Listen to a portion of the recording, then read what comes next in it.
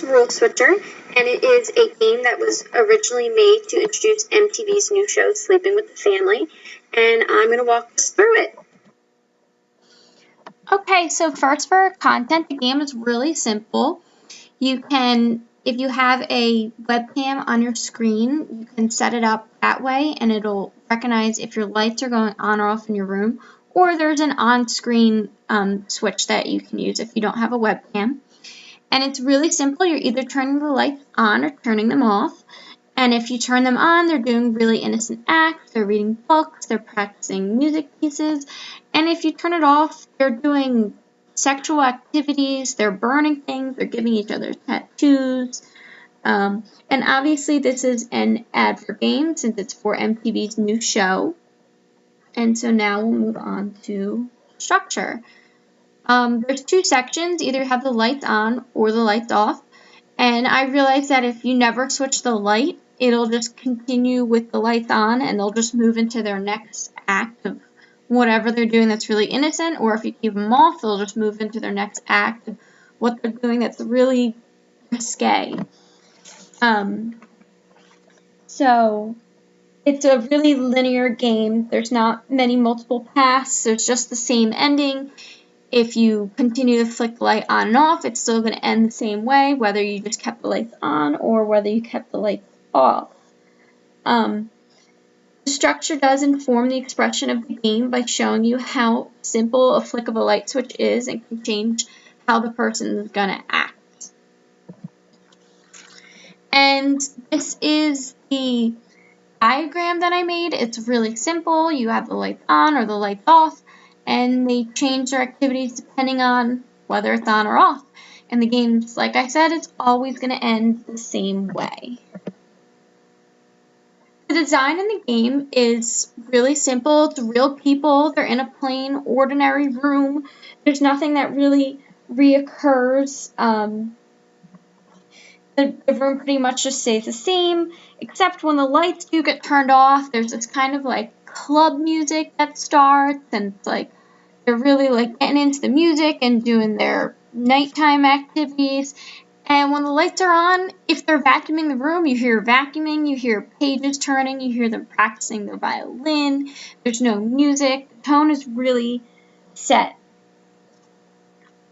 And then here's just an up-close picture of the room, just really plain and ordinary. Everything's white. There's not really much going on. It obviously looks a little bit like the girls' room other than the guys' room. And so next are the components of the game. Like I said, there's sound and video, and the sound changes and it really sets the tone. Inform content by the opening page telling you you can control the lights and then you set it up and down to the switch so you can see what they're doing. And the video, it really makes you feel like you're right there with them. You're watching them, you're the one controlling the lights, you're kind of controlling them in a way. So you really just feel like you're right there and it's really realistic. It is realistic. And then next we have interactivity and interface. You're controlling the lights by controlling the couple. That's how you're interacting with them. And, depends on whether they go bad or they go good. And if you actually forget to turn the light switch on or off, they actually both kind of look at you and stare at you, and then there's a little thing that pops up on the side that says, don't forget to turn the light switch, so it kind of reminds you to turn it on and off because that's what they really want you to do. So the interaction is the whole aspect of the game too. Turning the lights on and off to see what they do is the whole idea of the game. You turn it off, it's the kids' rules. If you're going to turn the light on, it's the parents' rules and what you're going to be doing. And it's really easy.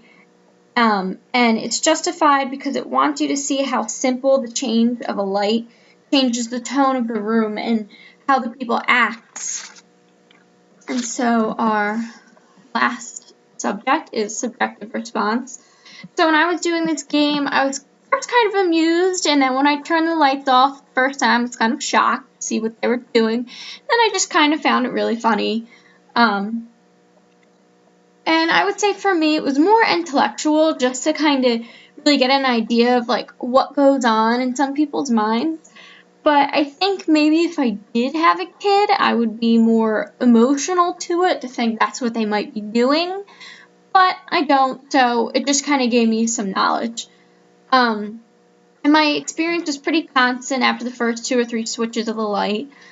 I wasn't sure what to expect at first, and then the tone was set after the first few light switches. I had a revelation after seeing like the sex role playing and realized that they were really going to push the limits and take this game to the most extreme cases.